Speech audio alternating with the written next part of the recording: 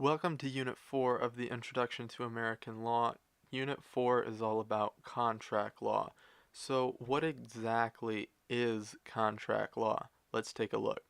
I've written a new and improved roommate agreement that benefits me greatly. I'd like you to sign it.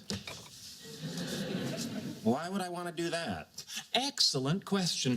Do you remember what happened to the alien, played by talented character actor Frank Gorshin, in the Star Trek episode Let That Be Your Last Battlefield? Captain Kirk activated the self-destruct sequence and threatened to blow up the Enterprise and kill them both unless he gave in? Affirmative. Computer, this is Dr. Sheldon Cooper. Activate self-destruct sequence code 1A 2B. Self-destruct sequence activated.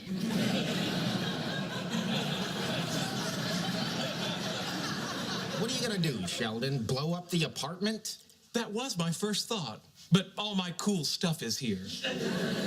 So what happens when it counts down? Unless Leonard signs the new agreement in the next 41 seconds, this computer will send an email to your parents in India saying that you're in a secret relationship with the whiter-than-marshmallow fluff Leonard Hofstadter. Oh my God. What's the big deal? Trust me, it's a big deal. Well, they're gonna find out about me eventually, right? Yeah, of course, just not today. 20 seconds.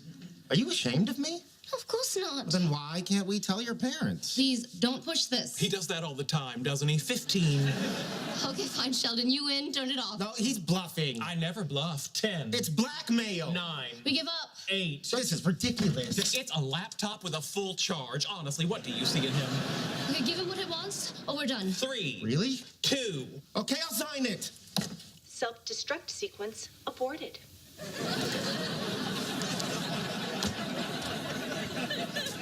You may have gone to Cambridge, but I'm an honorary graduate of Starfleet Academy.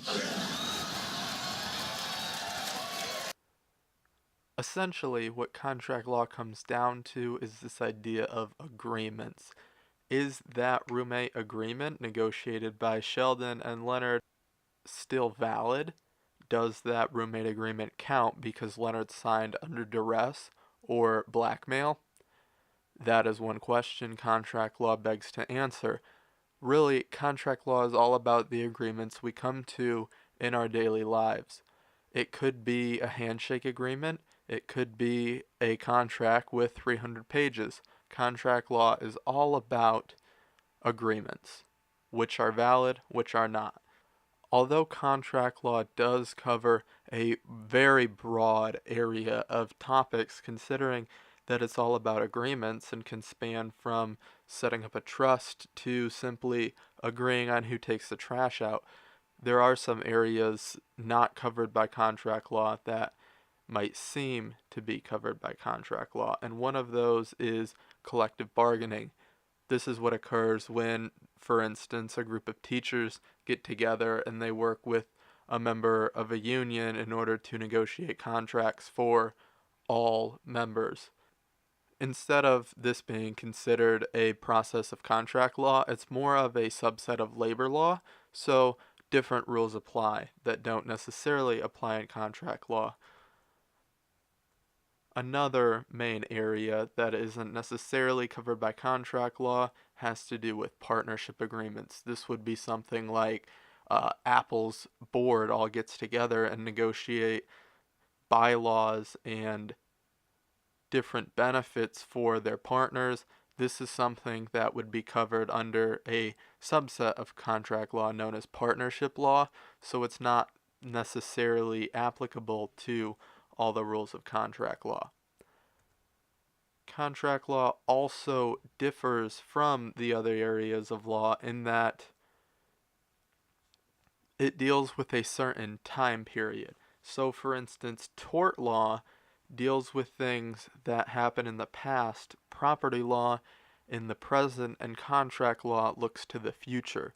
So, for example, if we want to talk about tort law deals with things that occur in the past. So, for instance, What up, ladies? Watch this. Yo, Tyrell.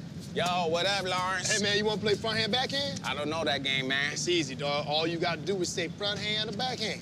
All right, front hand. Bam! I got you, sucker. Oh, okay. I see how it is Come now. on, man. Come on. You know that was funny. Backhand. Huh? It's still my move, right? I choose backhand this time. In this example, we need to question what rules apply, and that is after front hand, backhand, let's say one of the characters wants to sue the other for damages incurred due to their game. Would this be a question of contract law? No, it would not, because what occurred happened in the past. While contract law deals with agreements made looking forward, for instance, like the partnership agreement between Sheldon and Leonard that we saw earlier. Additionally, property law deals with situations that occur in the present.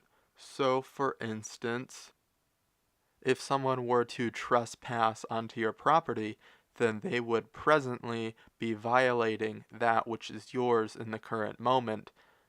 So it would not deal with tort law principles nor contract law principles because it is not looking forward. Whereas purchasing property, on the other hand, would deal with contract law because we are looking forward when we sign a lease or sign an agreement to purchase a house from someone, or we set up a mortgage. All of these are subsets of contract law because contract law looks forward.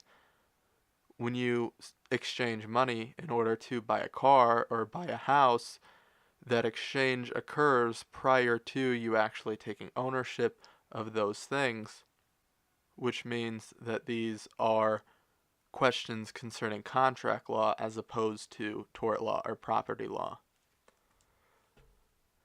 So essentially, contract law deals with all of the agreements that occur in everyday life, which makes it essential for our economic system to function, because all of these exchanges that people make when they go to the grocery store, when they buy gas, when they purchase houses and set up trusts, all of these rely on contract law.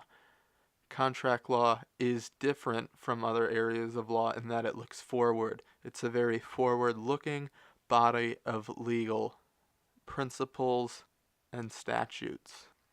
So this is contract law, and this is Unit 4 of the Introduction to American Law.